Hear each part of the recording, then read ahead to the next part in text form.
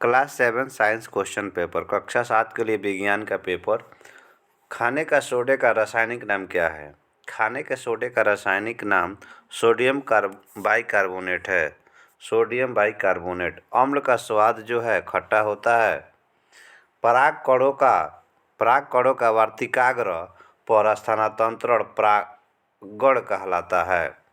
वे रक्त वाहिनियाँ जो हृदय से ऑक्सीजन समृद्ध रक्त को शरीर के सभी भागों में ले जाती है उसे धमनी कहते हैं।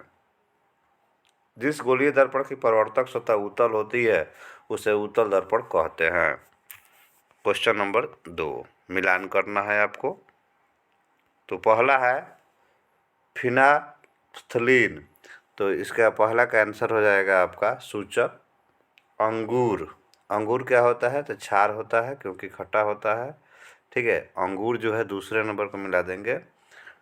अंगूर है ना, अंगूर को टाइटरिक अम्ल कहते हैं, स्वाद खट्टा होता है तो इसको हम घ में मिला देंगे। कली चूना, कली चूना जो है तीसरे नंबर को हम क्षार कह सकते हैं, इसको क्षार में मिलाएंगे। लाल चींटी, लाल चींटी जो है आपका फार्मिक अम्ल है तो इसको हम क में मिला देंगे। वाटर कलर जो है उदासीन होता है, इसको ख में मिला देंगे। तीसरा नंबर क्षार लाल लिटमस को नीला कर देता है, तो ये आपका जो है सही है। जल की कमी की समस्या का सामना केवल ग्रामीण क्षेत्रों के निवासी करते हैं, ये आपका गलत है बहुत। अब देखिए बीजों का दूर दूर स्थानों तक पहुंचना बीजों का प्रकीर्णन कहलाता है, ये आपका सही है। उसके बाद है आपका अवतल दर्पण वास्तविक तथा उल्टा प्रतिबिंब बना सकता है। ठीक है, तो ये आपका गलत है क्योंकि काल्पनिक भी बनता है। सिराएं कार्बन डाइऑक्साइड विहीन होती है, सिराएं, ये भी आपका गलत है।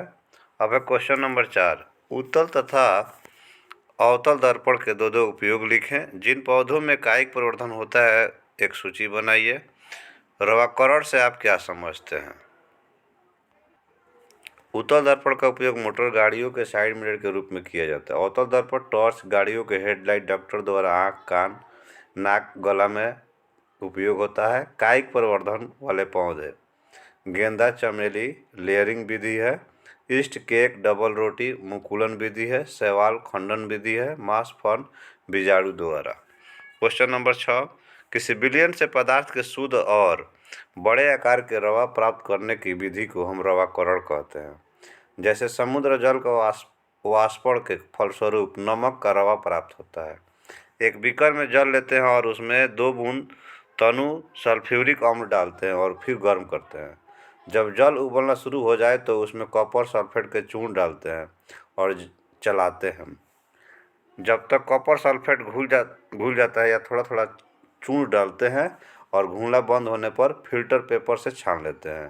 ठंड होने के थोड़ी देर के बाद कॉपर सल्फेट का रवा प्राप्त हो जाता है।